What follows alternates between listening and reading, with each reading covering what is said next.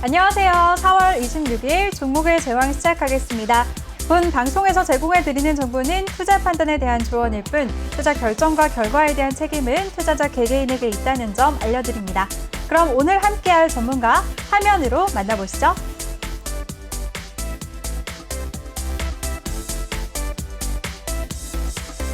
네, 우리의 친절한 키다리 아저씨 신강섭 전문가와 함께할 텐데요. 먼저 더 많은 정보를 얻으실 수가 있는 노란톡방 참여 방법부터 안내해드리겠습니다. 노란톡 오픈 채팅 검색창에 종목의 제왕 신강섭이라고 검색을 하시거나 아니면 핸드폰 카메라로 아래 보이는 QR코드 스캔하시면 링크가 뜨는데요. 그 링크 클릭하시면 한 번에 입장하실 수가 있습니다. 많은 참여 부탁드릴게요. 그럼 전문가님 모셔보도록 하겠습니다. 안녕하세요. 네, 안녕하세요. 네. 네, 전문가님 오늘 시장 분위기가 굉장히 좋잖아요. 네네네. 바로 시장 얘기부터 해보도록 할까요? 네. 일단 지난 주말 미증시도 일제히 상승하면서 장을 마쳤어요. 네네네. 미증시부터 어떻게 보셨나요? 네, 전날에 그 자본소득 자본이득세 때문에 좀 증시가 갑자기 하락을 하는 모습이 나왔었는데 그 다음 날 뭐 경제 지표가 좀 좋게 나오면서 뭐 언제 그랬냐는 듯이 또 다시 증시는 제자리로 다시 돌아갔고요. 일단 차트를 한번 보시면 일단 네. 장기적으로 상승 추세는 여전히 계속적으로 유효해 보이고 뭐 다우 같은 경우나 뭐 나스닥 같은 경우 그리고 이제 S&P 500 그리고 반도체 지수 네, 전반적으로 흐름은 뭐 그냥 무난한 흐름의 모습을 보여주고 있고요. 일단 미국이나 뭐 유럽 쪽에 코로나 백신 그런 접종도 지금 무난하게 진행이 되고 있고 수월하게 잘 진행이 되고 있어서 뭐 크게 그렇게 시장의 악재는 아직까지는 없습니다. 그래서 국채금리 이슈도 점점 사라지고 있고요. 뭐 국채금리 같은 경우는 점점 내려가고 있고 뭐 약간 사실 1.7%까지 찍었다가 지금 1.5%대에서 왔다 갔다 하는데 그 전에 그렇게 막 얘기했던 것들에 비해서 오히려 좀 너무 내려가는 그런 모습들이 좀 보여지고 있고요.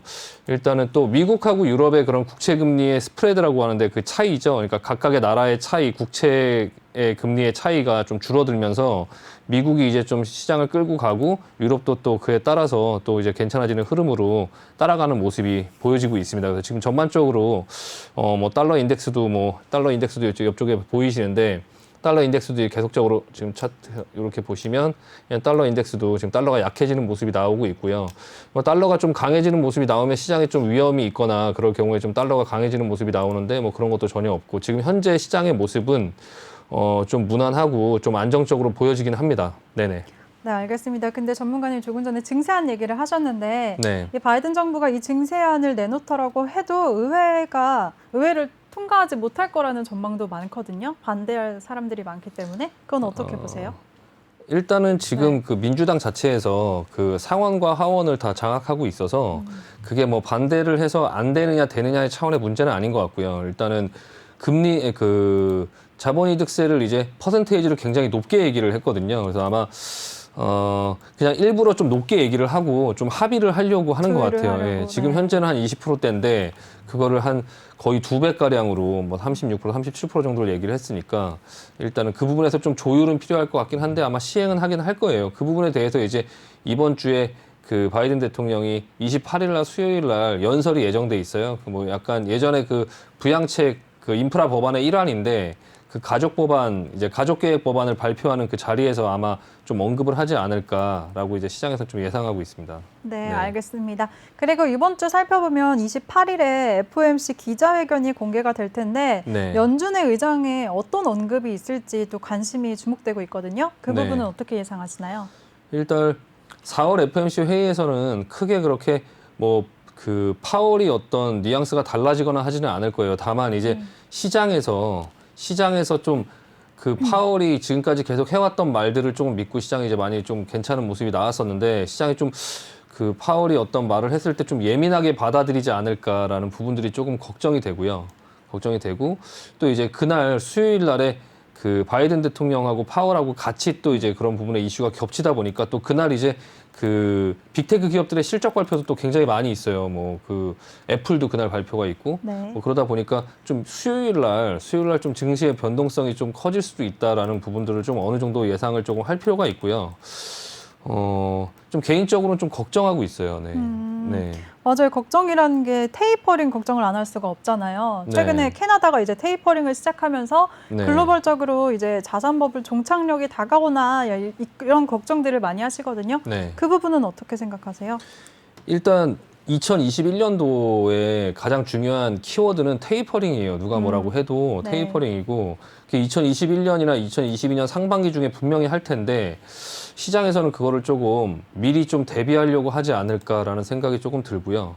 그 테이퍼링이 이제 그 캐나다에서 시작을 했고 지금 이제 전반적으로 지금 시장 상황은 굉장히 좋은 모습을 보여지고 있어요. 오늘 우리나라 증시도 이제 많이 올랐고 그리고 이제 미국 증시도 어제 괜찮았고 근데 저는 개인적으로 근데 좀 걱정을 조금 하고 있어요. 그러니까 증시가 이제 어디서 어떻게 조정이 나오고 뭐 전반적인 상승 추세는 계속적으로 유효하지만 지금 이제부터 개인 투자자들의 어떤 계좌에 이제 그 관리나 아니면 수익률은 이 테이퍼링을 언급할 때 그때 이제 그 시장의 조정을 피하느냐 아니면 그 조정을 그대로 이제 맞느냐 그거에 따라서 이제 개인들의 계좌 수익률의 차이가 어마어마하게 이제 크게 차이가 날 거예요. 그래서 그 부분에 대해서 좀 약간 주의할 필요가 있고 좀 지금까지 계속 주식 부분들이 이제 주식에 투자를 하시고 주식에서 올라가고 지금 또한 이제 주식도 비중이 굉장히 높으실 텐데 그런 부분의 것들을 좀 어느 정도 약간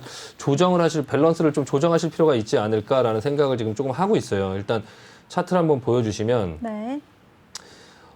미국 증시는 지금 전반적으로 아무런 문제가 없죠. 문제가 없어 보이고 일본 증시를 보면 일본 증시는 우리나라 증시보다 이제 조금 약한 모습이에요. 약한 모습. 대만 같은 경우가 지금 이제 계속적으로 우리나라 증시처럼 좀 흐름이 굉장히 좋은 모습이고요.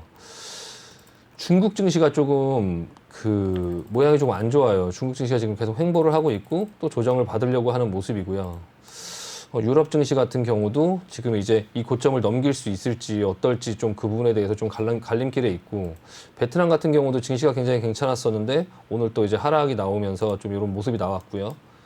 홍콩 같은 경우도 뭐 중국 증시가 안 좋으니까 좀 약간 같이 흐름들이 조금 약간 옆으로 눕는 그런 모습인데 일단은 지금 현재 상황은 그래요. 그러니까 미국과 캐나다는 굉장히 좀 그 긴밀한 관계에 있거든요. 근데 캐나다가 먼저 테이퍼링을 시작했고 그 중국도 계속적으로 이제 긴축이나 어떤 규제 우려가 계속 살아 있어요. 살아 있고 그리고 중국 증시에 지금 숏 배팅이라고 하죠. 그러니까 하락 배팅을 하는 게 지금 현재 수치로 봤을 때 사상 최고치에 와 있다고 하더라고요. 그리고 이제 그 자본이득세 상향뿐만 아니라 그 바이든 대통령이 회사들의 법인세 상향 그리고 가파라고 하죠. 뭐 구글 뭐 GAFA죠. 예, 구글, 아마존, 그리고 페이스북, 그리고 애플. 이 회사들이 G20 회의, 지난번 G20 회의 때 세금을 인상하겠다라고 얘기를 했고 나라들이 다 동의를 했거든요. 그게 이제 6월 달 정도에 초안이 나올 거라고 하는데 지금 6월에 또 FMC 회의도 있잖아요. 4월에 FMC 회의가 있고 6월에 또 FMC 회의가 있고 6월에 이제 지금 그런 어떤 것들이 산적돼 있는데 지금 그러니까 시장의 악재가 하나하나 쌓여가고 있어요. 하나하나 쌓여가고 있는데 지금은 증시 분위기가 좋으니까 그런 어떤 악재로 인식을 못 하고 있어요. 그러니까 이 세금을 인상하는 부분도 분명히 주가에 좀 부담을 줄 거예요. 조정을 줄 수 있을 만한 충분한 사안이거든요. 그러니까 그걸로 인해서 뭐 큰 어떤 방향이 바뀌진 않지만 뭐 세금 무섭다고 주식 투자를 안 하진 않겠죠. 다만 이제 그 빅테크 기업들이 이제 수익이 많이 난 상태에서 이걸 언제 파느냐에 따라서 세금을 20%를 낼 수도 있고 40%를 낼 수도 있다고 생각을 하면 당연히 헤지 펀드들은 세금을 적게 낼 때 미리 팔려고 하겠죠. 네. 예, 그러면 주가가 아무래도 눌린다는 거예요. 그러니까 그 세금 일정, 세부 일정이 아직 나오지 않았기 때문에 시장에서는 그 얘기가 처음 나왔을 때 좀 깜짝 놀라서 시장이 조정을 받긴 했지만 다시 바로 올라올 수 있었던 이유는 세부 일정이 아직 안 나왔으니까. 근데 언제부터 어떻게 어떤 수치로 어떤 세부 일정이 나온다라고 하면 그 세부 일정에 시행되기 전에 주식을 먼저 다 차익 실현하려고 할 거예요. 그래서 그 정도의 어떤 예전에 2013년도에는 자본이득세를 오바마 대통령 시절에 15%에서 20% 정도로 올렸었거든요. 네. 그걸 올렸을 때 한 200조 정도의 매물이 나왔어요. 한 200조 정도의 매물이 나왔고 그 자체로 뭐 혼자 그냥 뭐 악재는 아니지만 어쨌든 그 캐나다의 테이퍼링 그리고 미국도 어쨌든 테이퍼링을 해야 되고 그리고 자본이득세 그런 어떤 부분도 올라가고 회사들의 법인세도 올라가는 상황 속에서 이제 그 어떤 가파 기업들의 어떤 그런 세금도 또 매긴다라고 하는 것들이 지금 점점 쌓여가고 있거든요. 시장은 이제 그 부분들을 무시하고 지금 계속적으로 올라가고 있는데 이게 계속적으로 이렇게 주식을 따라가도 되나라는 부분들을 조금 한번 생각해 볼 만한 어떤 지금 일들이 계속적으로 일어나고 있거든요. 네. 네네. 그래서 그 부분을 조금 약간 걱정하고 있습니다. 그럼 네. 그 부분에 대비해서 개인들은 어떻게 준비를 해야 될까요? 일단은 여러 가지 경우를 대비해서 조금 포트폴리오를 좀 조정할 필요가 있어요. 지금 개인 투자자분들께서는 네. 항상 주가가 무슨 이렇게 치킨 게임처럼 딱 하락하기 전에 전부 다 내릴 수 있을 거라고 생각하지만 그 주식 포트를 보면은 어떤 날 내 주식이 올라가기도 하고 시장이 상승해도 안 올라가기도 하고 막 이러기 때문에 그게 한날 한시에 다 내릴 수가 없거든요. 그러니까 그 포트폴리오를 조금 미리미리 조금 대비할 필요가 있어요. 그래서 우리도 하물며 그런데 이제 큰 자금을 갖고 있는 그런 어떤 펀드들이나 그런 어떤 기관들은 더 먼저 움직일 거란 말이에요. 그러니까 이제 제가 그 부분을 조금 걱정하는 거거든요. 그래서 이번에 FOMC 회의 때도 별거는 없겠지만 이번 FOMC 회의가 끝나고 나면 이제 다음번 FOMC 회의에 대해서 이제 걱정을 하고 시장은 항상 앞서가기 때문에 그 실적들도 이번 주에 이제 제가 3월 달에 주가가 조정이 나올 때 4월 달에 이제 실적이나 이런 부분들이 탄탄하게 받쳐줄 거기 때문에 아마 주가는 다시 올라올 수 있을 거다라고 생각하고 좀 자신 있게 매매를 했는데 네. 이제 그 상황이 끝났고 이제 이 실적이 6월 달에 지금 1분기보다 더 실적이 좋을 수 있냐라는 거를 시장은 지금 보고 있거든요. 그래서 그 부분에 대한 부담도 있고 이번 주에 이제 어느 정도 그런 빅테크 기업까지 실적들이 많이 나온다면 이제 대부분 5월 초 정도 되면 이제 실적 발표에 대한 이슈들은 좀 어느 정도 거쳐갈 텐데 그러면서 시장은 지금 약간 조정을 주려고 하는 명분을 찾을 수도 있고 그런 명분들이 지금 시장에 계속적으로 나와 있는 그런 모습들이 있다 보니까 좀 약간 그 부분에 대해서 주식 보유하는 비중을 좀 약간 적절하게 좀 계속 조절을 하실 필요가 있고요. 또 주가가 갑자기 하락하거나 또 그런 상황들을 대비해서 좀 약간 뭐 예를 들면 해지를 좀 걸 필요가 있어요. 그렇다고 그걸 뭐 이제 뭐 곧버스나 뭐 인버스나 이런 걸로 하지 마시고 네. 약간 지난번에도 말씀드렸지만 그 변동성을 가지고 하는 VIX를 기초로 하는 어떤 VXX나 뭐 이런 상품을 가지고 하면 뭐 인버스 곧버스야 시장이 1% 내려가면 뭐 같이 1% 올라가고 뭐 2% 올라가고 이러지만 VXX 같은 경우는 시장이 1%만 내려가도 7%, 8% 올라갈 수도 있고 시장이 뭐 한 3% 내려가면 막 15%, 20% 올라가고 막 이런 부분들이 그런 변동성을 가지고 하는 그런 부분들이 있어서 오히려 보험적인 측면에서는 뭐 큰 금액을 하실 필요는 없지만 일정 부분들은 또 약간 그런 해지도 좀 걸면서 상품을 좀 주식뿐만 아니라 좀 현금을 좀 확보하고 자꾸 현금이 있으면 자꾸 돈을 쓰게 된다 이런 습관들이 있으신 분들은 상품을 좀 약간 금연물을 산다든지 네. 뭐 그런 식으로 약간 좀 분배를 해서 그리고 또 이제 일단 원화도 좀 갖고 있고 뭐 가능하시면 달러도 좀 갖고 있고 그러니까 미국 주식을 하시는 분들은 달러는 어느 정도 환전을 할 수 있긴 하거든요. 사실 이제 그런 부분들에 대해서 조금 약간 생각을 해보고 있고 사실 저는 천천히 지금 실행을 하고 있어요. 그래서 오늘도 좀 달러가 내려온 걸 보고 장중에 이제 보면 원화가 조금 이제 달러가 많이 내려왔거든요. 네. 환율이. 그래서 오늘도 장 마감하고 나서 달러로 뭐 특별히 살 건 아니지만 달러로 일단 환전을 좀 했어요. 그래서 좀 환전을 좀 하고 주식들도 오늘 장중에 좀 많이 오르는 주식들이나 이제 기존에 물려있던 것들 중에 이제 플러스로 이제 바뀌는 그런 종목들 같은 경우는 이제 내려올 때 계속 분할 매수를 해나갔고 좀 비중이 많이 담겨져 있고 오늘 하루 반등이 나오면서 좀 이제 나올 수 있는 주식들이 좀 많이 있었거든요. 그래서 현금화를 좀 많이 했고요. 예, 일반적인 수치로 봤을 때 그래도 지금 상황에서 천천히 현금화를 하되 한 30% 이상은 현금을 좀 갖고 있어야 되지 않을까. 점점 올라갈 때 계속적으로 주식이 올라간다고 계속 끝까지 따라가려고 하다 보면 절벽에서 떨어질 수 있으니까 좀 네. 남들이 그렇게 막 이제 그런 어떤 부분의 상승을 가지고 이제 그 파티를 할 때 좀 같이 즐길 필요는 있지만 주식은 계속 가지고 있어요, 저도. 근데 즐길 필요는 있지만 서서히 좀 원래 이제 뭐 이런 표현이 어디선가 본 것 같다. 이렇게 나이트클럽에 불이 났다라는 거를 네. 사람들이 다 알게 되면 거기서 빠져나갈 수가 없어요. 근데 그런 불이 난 거를 이제 불이 날 것 같다, 불이 났다, 저쪽에 불이 났다 할 때 좀 유유히 먼저 좀 빠져나와야지 너무 혼잡스럽지 않게 빠져나올 수 있거든요. 근데 이제 그게 이제 그 막 불이 났다라는 거를 다른 사람들이 다 알게 되면 그러면 통로가 좁아서 다른 사람들이 전부 다 나갈 수 없는 것처럼 이제 어느 부분의 시장에 그런 부분들 지금 막 이렇게 상승하는 분위기에서 시장이 조정을 줄 것 같다라고 했을 때는 이미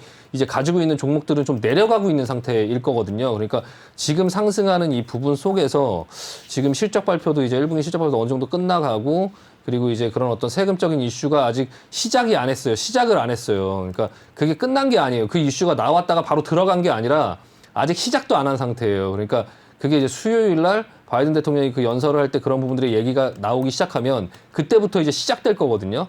그럼 그게 시작되면 제가 생각했을 때는 그 세금적인 이슈가 만약에 시장에 부담을 주고 그 부분이 이제 예전에 국채금리나 이런 부분들처럼 시장에 계속 좀 부담을 주는 상황이 된다면 한두 달 정도는 좀 지켜봐야 되지 않을까. 그래서 그런 부분에 대한 거를 어느 정도 조금 미리 준비를 하자라고 말씀드리고 싶습니다. 네.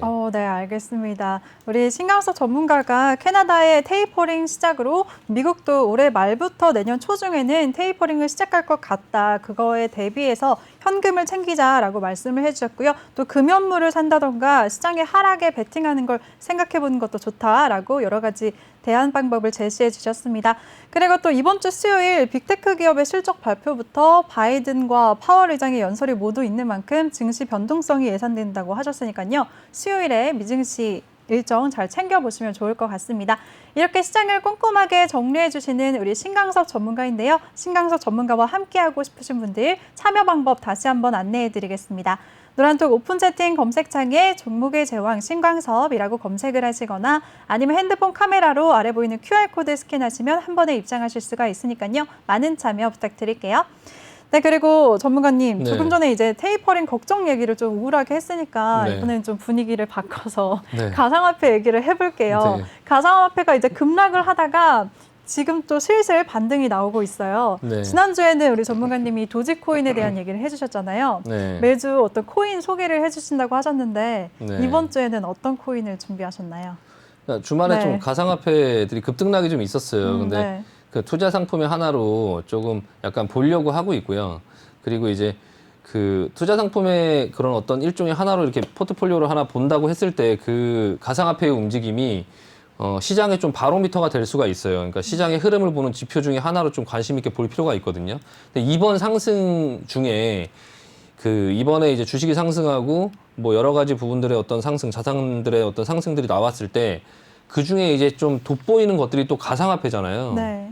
근데 만약에 시장에 이제 자금이 좀 줄어들고 유동성이나 이런 부분들의 파티가 끝나고 할 때 가장 민감하게 움직일 수 있는 것들 중에 하나도 또 코인이에요. 그러니까 코인을 매매를 하고 안 하고 이런 걸 떠나서 코인 쪽의 흐름도 좀 볼 필요가 있다라는 생각이 들어서 계속적으로 보고는 있고요. 네. 오늘은 조금 이제 지난번에 도지코인에 대해서 말씀을 한번 드렸었는데 네. 오늘 제가 한 이더리움에 대해서 한번 알아봤거든요. 그러니까 네. 비트코인하고 같이 이제 조금 가장 많이 하시는 그런 코인이에요, 이더리움이. 이더리움이 이제 그 거래량도 비트코인보다 요즘에 더 많아졌고, 이더리움이 이제 2015년도에 처음 이제 그 생긴 그 가상화폐거든요. 근데 이더리움 같은 경우는 이제 비트코인이랑 조금 이제 다르게 조금 이제 비트코인보다 조금 만들어진 어떤 그런 범위가 좀 더 넓어요. 근데 제가 왜 이더리움에 관심을 가졌냐면은 갖고 보냐면은 지금 비트코인이 캐나다에서 이제 ETF로 비트코인에 관련된 상품을 하나 만들었는데 네. 이번에 또 이제 비트코인에 이어서 이더리움에 대한 ETF 상품도 하나 만들었다고 하더라고요. 그러니까 이제 시장에서 비트코인 외에 또 이더리움도 약간 공식적으로 좀 어느 정도 인정하는 그런 분위기가 조금 있으니까 좀 흐름도 비트코인보다 흐름이 조금 더 좋아 보이더라고요. 이더리움이요. 그래서 이 이더리움은 2015년도에 만들어졌고요. 그 가장 큰 차이는 이제 비트코인하고 가장 큰 차이는 적용 범위에 있어요. 그러니까 비트코인은 결제에 관련된 거래에 관련된 시스템, 그 화폐 기능에 조금 집중을 했는데 이더리움은 그 화폐의 그런 어떤 기능뿐만 아니라 거래나 결제 이런 것뿐만 아니라 뭐 계약서, 뭐 SNS, 이메일, 뭐 전자투표, 뭐 이런 것들의 다양한 적용이 이제 가능하대요. 그래서 다양한 애플리케이션을 조금 운영할 수 있는 이제 확장성을 같이 제공을 해주기 때문에 이 화폐로서의 그런 어떤 그 용도뿐만 아니라 조금 이제 그 여러 그 애플리케이션으로 조금 분산해서 누구나 이제 좀 다 사용할 수 있게 좀 응용해서 만들 수 있게 이제 그런 어떤 플랫폼의 형식으로 이제 그 개발을 했다고 하더라고요. 그러니까 이제 활용성이 훨씬 높은 거죠. 그러니까 비트코인보다 활용성이 조금 더 높은 거고요. 시가총액은 지금 현재 한 300조 정도 되거든요. 네. 근데 이 이더리움을 기초로 해서 만들어진 이제 그 또 토큰들이 있어요. 그래서 이더리움이 이제 그 좀 그 여러 가지 이제 높은 활용성이 있다 보니까 그 이더리움 기반으로 이제 토큰들이 만들어졌고 그게 이제 그 뭐 BAT라든지 뭐 골렘이라든지 뭐 어거라든지 이런 게 지금 업비트에서 사실 거래가 되는 그런 이제 코인들인데 그게 이제 이더리움 기반으로 만들어졌다고 하고요. 이 이더리움이 사실 2015년도에 처음 나오긴 했지만 2년 전에 그 월드 테크놀로지 그 어워드에서 그 IT 소프트웨어 부분 이제 수상자로 이제 이 이더리움이 선정이 됐대요. 근데 이게 그 당시에 이제 조금 좀 핫했던 이유가 뭐냐면 당시에 그 페이스북 창업자가 마크 저커버그든가 그 창업자가 같이 거기에 이제 참여를 했었는데 그 창업자를 이기고 이제 이 이더리움을 만든 이 사람이 수상을 했다고 하더라고요. 그러니까 그만큼 좀 기술적으로 봤을 때는 좀 비트코인보다도 훨씬 더 좀 발전된 시스템이고 이 이더리움을 쓰게 되면 그런 게 가능하다고 하더라고요. 그러니까 사물 인터넷. 그러니까 예를 들어서 청소기가 청소를 하고 그리고 어디에 들어가서 자동으로 결제를 받고 나오는. 그러니까 그 기계들끼리도 서로 결제가 가능한 거예요. 그러니까 누가 돈을 주지 않아도 거기에 프로그램을 심어 놓으면 이더리움은 그냥 사물 인터넷 사이에서도 그냥 서로 기계들끼리 서로 결제를 하고 결제를 받는 어떤 시스템 구현이 가능하다고 하더라고요. 그래서 조금 약간 저도 뭐 코인에 대해서 그렇게 이 부분에 대해서 전문가가 아니기 때문에 어떤 이 기술적인 부분이나 이런 부분들은 사실 잘 모르지만 어쨌든 그냥 여러 가지를 한번 살펴보고 봤을 때 일단 비트코인 같은 경우는 뭐 한 12년 동안 계속 거래가 돼 왔던 것들이고 그러니까 대부분의 이제 개인 투자분들께서 코인을 하실 때 코인의 종류가 굉장히 많잖아요. 굉장히 많고 네. 그게 뭐 뭔지도 모르고 그냥 막 이제 눈 감고 찍고 이제 이런 경우들이 많은데 조금 하나하나 좀 어떤 원리로 어떻게 만들어졌고 약간 신뢰도가 있는지 없는지 뭐 그런 부분들을 좀 보시면서 하시라고 해서 저도 좀 하나하나 조금 알아보면서 좀 알려드리려고 하는 거고요. 네. 지금 현재 그 이더리움 같은 경우는 그래도 그 JP 모건이라든지 그리고 뭐 마이크로소프트 이런 이제 대기업에서 좀 지원을 하고 있고요. 그리고 그 이 가상화폐 그런 어떤 정보 업체 그 코인데스크가 이 가상화폐 이용자를 대상으로 이제 그 설문조사를 했는데 이 중에 이제 가장 좀 그 긍정적으로 평가하는 코인을 이제 설문조사를 했을 때 이더리움이 1위로 선정이 됐고요. 한 94% 정도가 긍정적이다라고 답변을 했고, 반면에 이제 비트코인을 약간 비교한다고 말씀드리면 비트코인에 대해서 질문을 했을 때는 한 반 정도의 인원들만 좀 긍정적이다 이렇게 얘기를 했었다고 하더라고요. 그러니까 여러 가지 부분들을 봤을 때 지금 이더리움이나 그러니까 지금은 당장은 가격이 좀 비싸니까 좀 그런데 네. 그 차후에 시간이 좀 지나서 이제 뭐 좀 기회가 온다라고 하면 좀 이더리움을 좀 약간 관심을 갖고 보려고 하고 있고요. 마지막 기술적으로 한번 보여드리면 네. 지금 이게 이더리움의 차트예요. 이더리움의 차트. 지금 좀 조정이 왔네요. 네, 지금 조정이 오고 반등이 나오는데 비트코인 차트 한번 보여드릴게요. 두 차트 중에 지금 어느 게 더 좋아 보이나요? 이더리움이 더 좋아 보여요. 네, 그냥 조정의 이거는 폭이 시청자분들께서도 좀 보시면 좁은 것 아시겠지만 같아요. 네. 지금 비트코인보다 오히려 이더리움이 흐름이 지금 좀 좋아 보이고요. 그래서 약간 비트코인이 어쨌든 간에 조정이 좀 나오긴 할 거예요. 그러니까 지금 현재 조금 많이 이제 꺾였죠. 많이 꺾이고 뭐 여러 가지 이슈로 인해서 좀 내려오긴 했는데요. 이게 반등이 나와도 기술적으로 보면 일단 상승 추세는 깨졌어요. 지금 보시면은 60일선 지금 녹색선 보이시죠? 여기를 지금 깼고요. 깬 만큼 지금 비율대로 빠졌죠. 이걸 기술적으로 보면 그냥 반등이 나와도 이 60일선이 저항선이 되면서 맞고 다시 떨어지면 이때 하락이 진짜 하락으로 이어질 수 있거든요. 이게 만약 반등이 나올 때 지금 이제 한 7천만 원 정도 구간에 도달하면 그 다음에 방향성이 어떻게 나오느냐에 따라 조금 약간 주목하실 필요가 있어요. 이게 만약에 꺾이는데 이 꺾일 때 이걸 조정이라고 생각하고 따라가면 잘못하면 이거 완전 나락으로 갈 수 있거든요. 굉장히 위험한 자리니까 지금 올라가는 이 부분들은 약간 선수들의 영역이고요. 이게 반등이 나오는 기술적인 부분만 이제 어느 정도 이걸 짧게 끊고 좀 이후 상황을 봐야 된다라고 말씀드리고 싶고, 그게 만약에 비트코인이 꺾이면 이더리움은 뭐 같이 꺾이겠죠. 뭐 같이 꺾이겠지만 지금 현재 그런 어떤 흐름을 봤을 때는 이더리움의 흐름이 좀 괜찮다라고 좀 보여지고요. 뭐 다음 기회에도 또 지금 그 페이팔에서 그런 어떤 결제를 해준다고 한 코인이 비트코인, 이더리움, 그리고 비트코인 캐시, 라이트코인 이렇게 4개거든요. 그래서 제가 그거를 우선으로 조금 먼저 보고 뭐 그 이후에 이제 좀 다른 것들도 볼 게 있으면 좀 안내를 드릴 수 있도록 하겠습니다. 네. 네, 알겠습니다. 오늘 우리 신강석 전문가가 시장에서 비트코인 외에 이더리움도 공식적으로 인정하는 분위기고 또 거래량도 최근에 더 많아졌기 때문에 굳이 가상화폐 거래를 생각하시는 분들은 이더리움을 관심 있게 지켜보자라고 정리해 주셨습니다. 그럼 전문가님 이제 오늘 우리 시장 얘기 좀 해보도록 할게요. 양시장 모두 빨간불 켜면서 기분 좋게 장을 마쳤는데요. 전반적으로 어떻게 보셨나요? 네, 뭐 저희 우리나라 시장의 흐름은 지금 현재는 뭐 사실 흠잡을 게 없어요. 그냥 뭐 주가의 흐름은 괜찮아 보이고요. 일단 미국 증시나 뭐 다른 나라 증시에 비해서도 뭐 크게 밀리지 않고 지금 잘 올라가고 있고요. 일단 코스피의 그런 어떤 일봉을 보시면 지금 뭐 크게 그렇게 뭐 당장 내려갈 것 같은 모습은 전혀 보이진 않아요. 다만 지금 이제 이 정고점 부근, 지난번에 만들었던 이 슈팅 구간 3,266 구간에 아직 그 안에 들어와 있고요.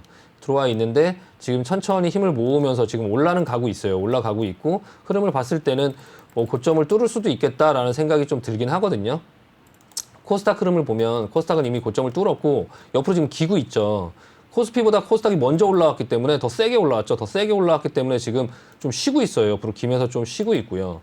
다만 이제 이렇게 옆으로 기다가 다시 상승이 나올지 아니면 옆으로 기다가 좀 조정으로 갈지 그 부분들은 이제 조금 지켜볼 필요가 있고 오늘 수급이나 이런 것들은 사실 외국인들 선물은 그 금요일 날도 그렇고 오늘도 그렇고 계속 매수가 들어왔고요. 오늘은 현물도 좀 매수가 들어오고 개인들은 조금 이제 차익 실현을 하면서 매도를 했는데 요즘에는 수급이 그렇게 크게 영향을 주는 것 같지는 않아요. 달러의 흐름도 오늘 조금 약해지면서 예, 원화가 조금 더 모습이 좀 괜찮아졌고요. 그러니까 전반적으로 어떤 여러 가지 흐름들에서는 상승은 계속적으로 조금 보이긴 한다. 다만 이제 조금 아까 말씀드린 것처럼 이 상승이 나올 때 무조건 뭐 더 큰 상승에다가 계속 베팅을 하기보다 어쨌든 간에 지금 하락이 아니라 그러니까 시장의 조정은 이미 어느 정도 예정돼 있고 그 예정돼 있는 조정이 점점 가까워지고 있다. 그러니까 그런 어떤 테이퍼링을 한다. 아니고 그리고 어떤 세금적인 부분들 그리고 지금 주가 자체가 높은 거, 그러니까 주가 자체가 지금 또 좀 높게 형성되어 있는 지금 현재 상황들 지금 보시면 지금 그러니까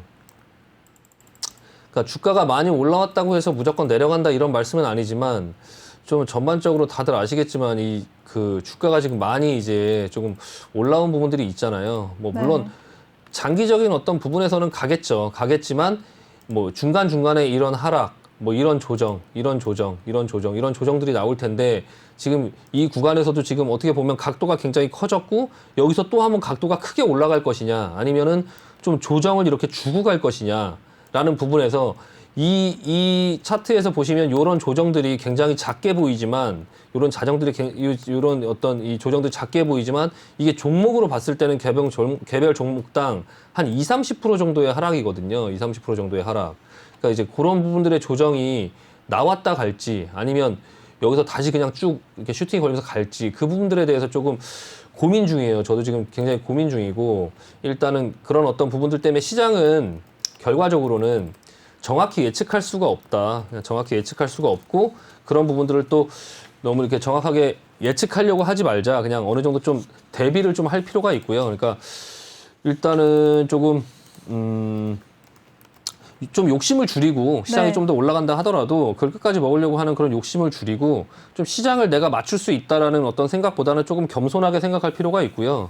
시장을 맞추려고 하지 말고 일단 내 계좌를 좀 관리하는 위주로 좀 보자. 그리고 결론적으로는 어느 누구도 시장을 정확하게 예측하거나 맞출 수 없다. 그러니까 지금 상승이 나오면서 내 계좌들이 기존에 계속 물려 있었을 거예요. 그 전에 이제 그런 어떤 그 국채 금리의 이슈라든지 어떤 그런 부분들 때문에 계속적으로 이제 물려있는 종목들이 있었을 거고 그게 최근 들어서 지금 이제 수익으로 돌아서면서 그리고 이제 본전 이상으로 올라오고 그런 현상들이 나올 텐데 이런 상황 속에서 조금 한번 끊고 갈 필요 있다. 그래서 좀 약간 현금을 좀 확보하고 시장이 올라가는 걸 이용해서 너무 같이 파티만 즐기지 말고 그 다음 단계를 조금 천천히 대비를 하면서 자기 포트폴리오를 좀 약간 정상적으로 만들어 보자. 지금 기회 줄 때 잘못 들어갔던 종목들이나 이런 종목들이 좀 물려있고 그런 부분들로 좀 약간 고생을 하셨다면 지금 기회를 줄 때 조금 이제 그 부분들을 좀 정상화해보자라고 말씀드리고 싶습니다. 네. 네, 알겠습니다. 그럼 전문가님 앞으로의 대응 방법을 네. 적극적으로 그럼 현금을 확보하자라는 거세요? 아니면은 좀 지켜보자, 관망하자라는 의견이세요? 지금 손해난 것들을 막 네. 손절하면서 적극적으로 현금을 확보하자라는 건 아니에요. 다만 지금 시장이 좋으니 시장이 좋은데 뭐 하락할 걸 걱정하고 있냐 이런 게 아니라 시장이 좋으니 본인들의 이제 개인들의 계좌들이 이제 플러스로 올라오는 종목들이 계속 생길 거고 수익이 크게 났던 종목들이 있으면 좀 챙기고 그리고 지금 이제 지수가 계속 올라갈 수 있지만 가다가 이제 어느 순간 조정이 나올 때 이제 그 조정의 부분을 정확하게 맞출 수가 없으니까 내 계좌를 보면서 좀 위험에 노출되는 그 자금을 좀 줄여보자, 천천히. 그러니까 이제 너무 급하게 막 이렇게 현금화하기보다는 좀 천천히 지켜보면서 기회를 줄 때 수익 실현할 거 수익 실현하고 그리고 이제 기존에 이제 마이너스로 물려있던 종목들이 지금 본전 이상으로 올라오거나 그런 현상들이 생길 때 아, 잘못 들어갔던 것 좀 인정하고 조금 자르고 좀 비중 조절하면서 그러면서 조금 마음 편안하게 가자. 주식을 매매할 때 가장 중요한 건 마음 편한 건데요. 주식이 이렇게 올라왔을 때 조금 현금을 갖고 있으면 현금으로 좀 현금화를 해놓으면 주식이 또 조정이 온다 하더라도 조금 마음 편안하게 할 수 있고 또 대응을 할 수 있으니까 좀 약간 그런 부분에 대한 대비를 하자라는 말씀입니다. 네, 알겠습니다. 우리 신강석 전문가가 오늘 우리 시장 마감에 대해서 요즘 수급이 지수에 큰 영향을 주지 않는다는 점도 언급을 해주셨고요. 또 전반적으로 시장의 상승이 예상이 되지만 더 큰 상승에 베팅하기보다는 시장의 조정에 준비를 하자라고 말씀해 주셨습니다. 또 천천히 지켜보면서 수익 실현하자라고 하셨으니까요. 현금 확보 잘 해두시길 바라겠습니다. 그럼 오늘장 이슈됐던 이슈 섹터에 대해서 한번 얘기 나눠보도록 할게요. 전문가님, 오늘 진단키트 관련주들이 강세를 보였거든요. 네. 특히 수젠텍 같은 경우에는 뭐 미국 FDA의 승인을 받았다는 소식에 상한가를 기록하기도 했는데요. 네. 이 종목들 어떻게 보셨나요? 일단 지금 진단키트주 같은 경우도 네. 좀 이제 그 좀 나눠졌어요. 그러니까 일반적인 진단키트주 외에 이제 그 자가 진단키트죠. 자가 진단키트. 지금 오늘의 이슈는 자가 진단키트인데 네. 자가 진단키트 때문에 그거에 관련돼 있는 종목들이 좀 상한가를 갔고요. 그 먼저 움직였던 종목들은 조금 이제 많이 올라와서 뭐 휴마시스 같은 경우는 이제 굉장히 좀 많이 올라왔죠. 많이 올라와서 지금 약간 고점 징후가 보여지고 있고요. 그리고 이제 수젠텍 같은 경우는 오늘 이제 처음으로 올라왔는데 좀 어느 정도 반등이 나오다가 오늘 좀 급등이 나왔고요. 물론 뭐 재료도 같이 있었고 그리고 이제 또 올라간 종목들이 진매트릭스, 네, 진매트릭스라는 종목도 지금 오늘 좀 모양이 좀 괜찮게 나왔거든요. 그리고 네, EDGC라는 종목도 네, EDGC라는 종목도 조금 그런 어떤 모양들이 나왔고요.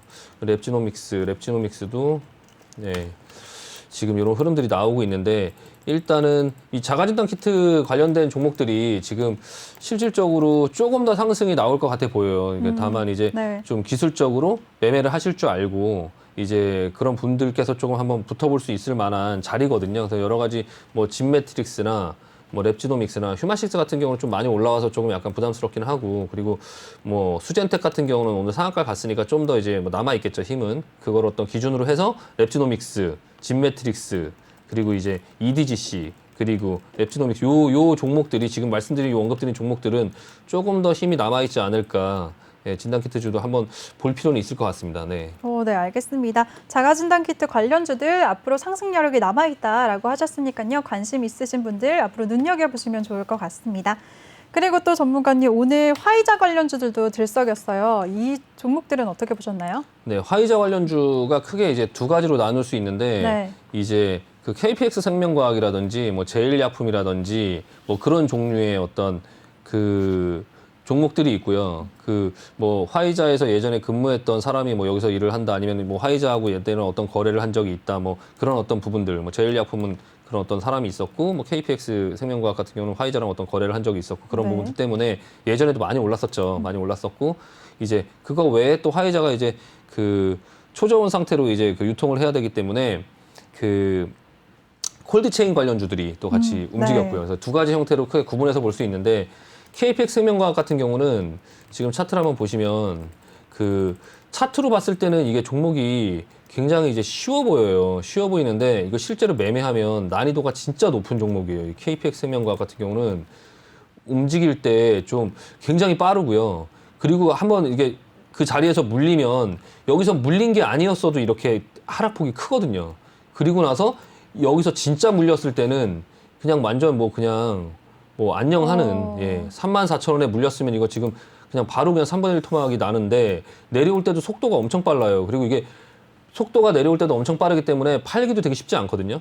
이거 종목 들고 계셔갖고 지난번에 종목 상담 하신 분 있으세요. 그래서 이거 분명히 들고 계신 분들 있으실 텐데 이번 기회에 이 종목은 따라가기보다는 기존에 이제 갖고 계신 분들께서 조금 천천히 보시면서 좀 잘 손해를 줄이면서 좀 빠져나오는 그런 형태로 조금 하실 필요가 있으실 것 같고요. 이 화이자에 관련된 어떤 이슈도 금방 사그라질 것 같지는 않아요. 그러니까 이 화이자의 뭐 기술 이전을 받아서 우리나라에서 뭐 만든다 이런 부분에 협의를 하고 있다 뭐 이런 얘기들이 또 있긴 하거든요. 그래서 네. 그런 부분에 대한 이슈가 계속 이어질지 안 이어질지는 사실 알 수는 없지만 일단은 지금 아직 우리나라가 지금 백신을 갖고 좀 우왕좌왕하면서 뭐 러시아 백신은 뭐 하다못해 뭐 중국 백신을 들여온다 막 이런 얘기도 있고 러시아 백신은 다시 들어오지 않는다 이런 얘기들이 또 있고요.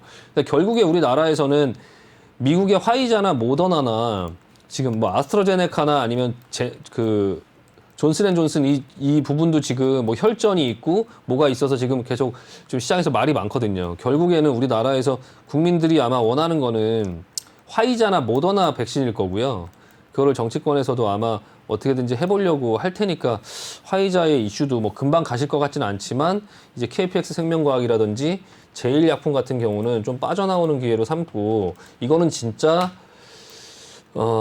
약간 선수들의 영역이에요. 진짜로 이거 뭐 제일약품 같은 평상시 거래량도 굉장히 적죠. 거래량도 굉장히 적어서 매매하기가 쉽지가 않아요. 이 종목 둘 다. 그래서 매매를 하실 수 있는 분들은 뭐 이제 금액이 적거나 아니면은 진짜 완전 이제 이런 것들에 이제 좀 최적화되어 있으신 분들이 하실 수 있고요. 반면에 이제 조금 접근해 볼 수 있을 만한 콜드체인 관련주들은 좀 약간 접근해 볼 수 있을 만한 종목이거든요.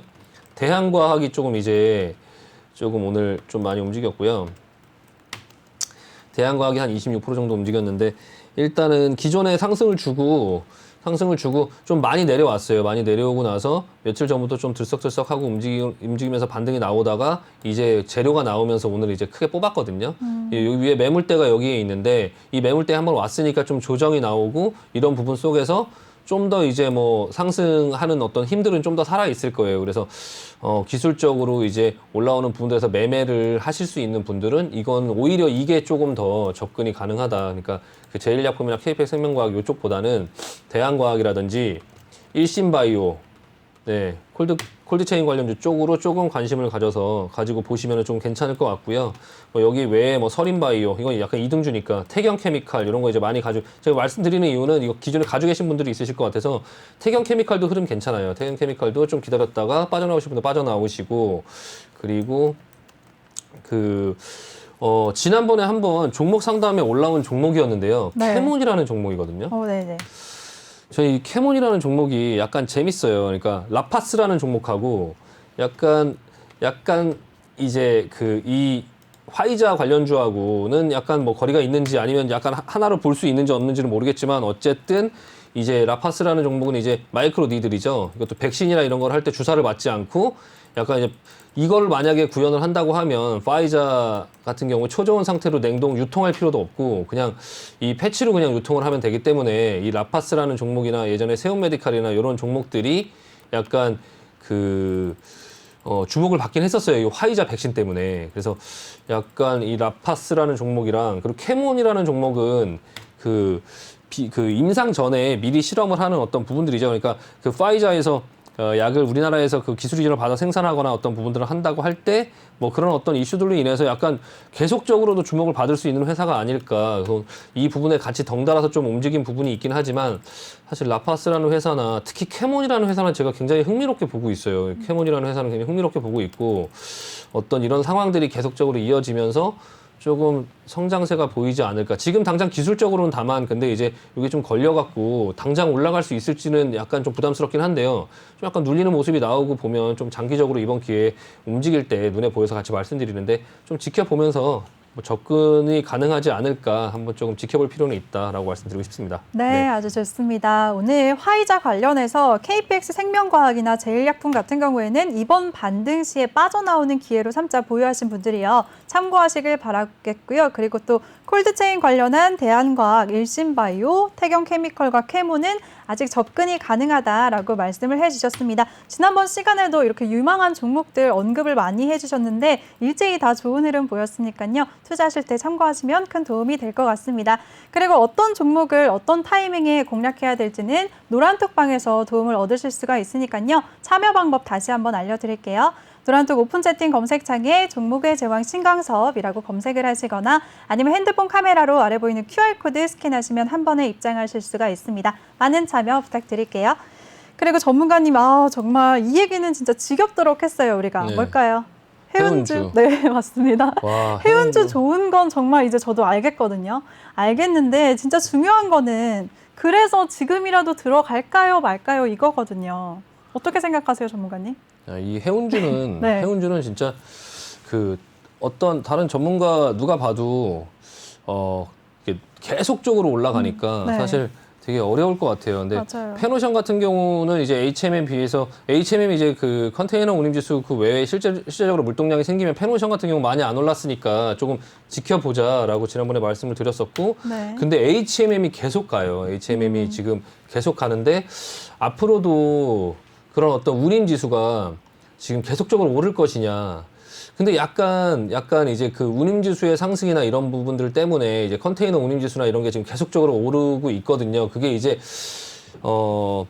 중국의 그런 어떤 반도체를 미리 확보하는 거, 그리고 업체들이 이제 반도체를 미리 확보하는 거, 그리고 이제 그런 어떤 불확실성 때문에 중국 쪽에서, 배의 그런 어떤 계약을 미리미리 조금 해놓는 그런 부분들이 좀 쌓여서 그럴 수 있다라는 게 또 시장에서 어느 정도 얘기가 있거든요. 그래서 약간 그런 부분도 조금 감안하고 해운주가 뭐 무조건 계속적으로 간다라고 하기보다는 일단 전반적으로 경기가 살아나고 하면 뭐 해운주 운임 지수는 뭐 계속적으로 올라갈 수는 있을 것 같긴 한데 지금 기술적으로 HMM이 좀 약간 좀 너무 많이 단기간에 올라온 부분들이 있기 때문에 조금 따라가기에는 좀 약간 부담스럽지 않나.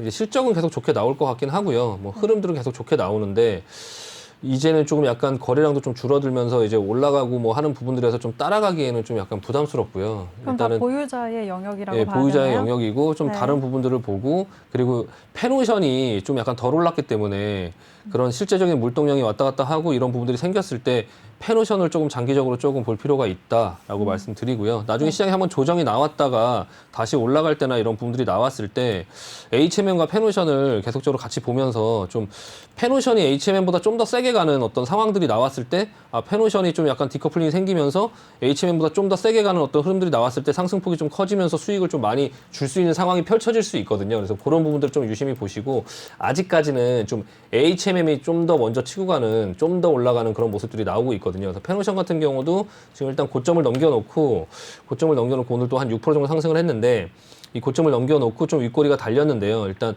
내일 이 윗꼬리를 조정을 받은 거를 이제 장중에 조정을 받고 또 다시 그냥 올라가는 어떤 흐름이 나오는지 그런 것도 좀 유심히 볼 필요가 있고 만약에 그냥 올라가는 어떤 흐름이 나온 다음에 좀 물리더라도 좀 따라가 보려면 따라가 볼 수 있는 또 그런 자리기도 합니다. 그러니까 윗꼬리가 나왔다라는 게 이제 장중에 매물을 미리 소화를 했다라는 건데 그 전날에도 윗꼬리가 나왔는데 갭으로 떠놓고 또 다시 장중에 그냥 조정을 받고 이게 진짜 센 종목들이 이런 식으로 가거든요. 그러니까 좀 약간 이런 부분들을 좀 보시면서 좀 한번 좀 살펴볼 필요는 있으실 것 같습니다. 네, 알겠습니다. 우리 신강석 전문가가 해운주들 중에서는 그나마 페노션이 신규 진입 면에서는 나을 것 같다라고 하셨는데요. 아무래도 지금 고점 부근이니까 가격 부담이 큰 만큼 조정 시에 관심 가져보시면 좋을 것 같습니다. 그리고 전문가님 오늘 또 조선주들까지도 같이 움직였어요. 조선주들 네. 흐름은 어떻게 보셨나요? 오늘은 시장에서 네. 해운주하고 조선주가 뭐 단연 돋보였고요. 그쵸. 해운주가 이제 계속적으로 가는 부분들이 나오고 해운 운임 지수가 계속적으로 오르는 흐름들이 나오다 보니까 배에 대한 어떤 그런 주문들이나 그런 기대감이 좀 살아나는 것 같고요. 이제 지금 오늘 조선주 같은 경우가 기존에 이제 그런 어떤 수주들이 작년에 이제 그 계속적으로 그러니까 연말까지 나올 거다 하면서 수주가 계속적으로 안 나와서 좀 시장을 답답하게 하긴 했었는데 해가 바뀌고 나서 이제 그 1분기에 수주가 굉장히 많이 이제 나오는 이제 해운주들이 계속 움직이고 그 해운 운임이 계속 올라가고 배는 모자르고 이런 상황들이 생겨서 지금 우리나라의 그런 삼성전자나 무슨 LG전자나 이런 회사들도 지금 수출을 할 때 배가 없어서 수출을 못하는 뭐 그런 상황들이 지금 뭐 반도체도 모자르고 막 그러니까 예전에 그런 코로나 그런 어떤 상황 속에서 투자를 많이 못하는 어떤 부분들, 그러니까 경기가 안 좋아질까봐 그렇게 이제 계속적으로 해왔던 그런 부분들 때문에 뭐 이것저것 다 모자르는 상황들이 지금 계속 펼쳐지면서 배의 그런 어떤 상황들도 수주가 계속적으로 괜찮아지지 않을까라는 기대감이 계속 오면서요. 지금 오늘도 현대미포는 뭐 그 장중 고점을 뚫어내면서 지금 상한가 그 신고가 패턴으로 지금 또 다시 만들어서 가고 있거든요. 그래서 현대미포조선이 지금 굉장히 좋은 모습이 보여지고 있고요. 한국조선해양 같은 경우도 지금 마찬가지로 흐름이 굉장히 좋고요. 그러니까 현대중공업 계열의 이 배 조선주들이 지금 흐름이 좋거든요. 뭐 현대중공업 지주 이게 지금 현대중공업 액면 분할을 했는데 현대중공업 지주회사죠. 지주회사.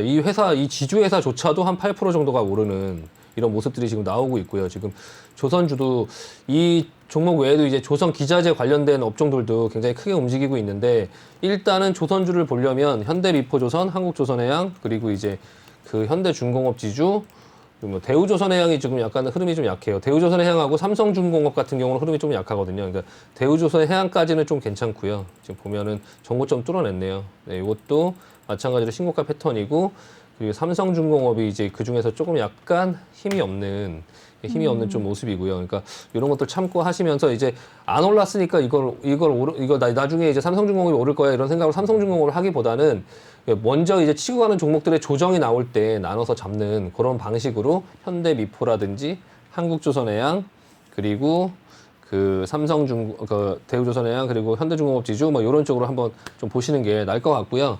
이거에 이어서 그러면은 그 조선 기자재주들이 요즘에 조금 움직이고 있어요. 네. 조선 기자재주 움직이고 있는데 지금 대표적으로 잘 가고 있는 종목들이 인화전공, 네, 인화전공, 뭐 조선 엔진 이런 것들 만드는 업체인데요. 좀 약간 그래도 우량한 회사예요. 이 종목도 지금 그 조선주 패턴처럼 신고가를 내면서 지금 윗골이 맞았는데 굉장히 안정적으로 지금 올려놓고 옆으로 기고 이렇게 가고 있거든요. 대신에 이 종목이 약간 그 뭐 이익을 낼 때는 배당도 많이 주고 굉장히 예전에는 우량한 회사였고요. 근데 지금 거래량이 별로 없어요. 거래량이. 이 종목이 평상시에 거래량이 좀 없는 종목이다 보니까 약간 그런 부분들에 약간 조금 좀 불편한 부분이 있는데요. 지금 조선 기자재들 중에서 지금 눈에 띄는 종목들이 뭐냐면 피팅 밸브 관련주들이에요. 피팅 밸브 관련주. 하이로 코리아, 성광밴드, 태광. 예전에는 굉장히 되게 유망했던 종목들이거든요. 일단 성광밴드. 그러니까 오래 주식하신 분들은 이 종목 아실 거예요. 이 종목이 예전에 그 2007년도 이때 그 조선철강화학 막 이런 쪽에 그 산업재 섹터들이 움직일 때 그때 그 시장의 꽃이 이 조선 기자재 관련주들이었거든요. 그 중에서도 이 성광밴드라는 회사가 굉장히 우량한 회사고 주목받고 있었던 회사인데 이 종목 이제 움직이네요. 이제. 그러니까 이제야 조금 살아나려고 하는 모습들이 나오면서 움직이고 있고요. 오늘도 지금 보시면 굉장히 세게 움직이고 있죠. 그래서 약간 이 피팅 관련된 이 밸브 관련된 종목들이 예전에 삼강 MNT라든지 BMT 이런 종목들을 먼저 움직였는데 지금 좀 늦게 움직이는 종목이 성광밴드 그리고 태광. 네, 태광. 네, 태광도 지금 마찬가지 패턴이죠. 똑같은 피팅 밸브 업체고요. 그 하이로 코리아. 네. 이 종목도 지금 오늘 5%. 이 종목도 지금 가려고 하고 있는 모습이고요. 같이 다 피팅 밸브 쪽인데, 그 기존부터 제가 계속적으로 보고 있던 종목이 있어요. 오리엔탈 전공이라고요. 오리엔트 전공 아니고, 오리엔트 전공은 이재명 관련주고요. 네. 오리엔탈 전공이에요. 오리엔트 전공이 있고요. 오리엔탈 전공이 있는데, 이 오리엔탈 전공이라는 종목은 이게 지금 조선 기자재 관련주고요. 이 앞전부터 사실 이거는 제가 1,000원에 샀었어요. 1,000원에. 여기서 1,000원에 샀다가 언제 빠졌어요?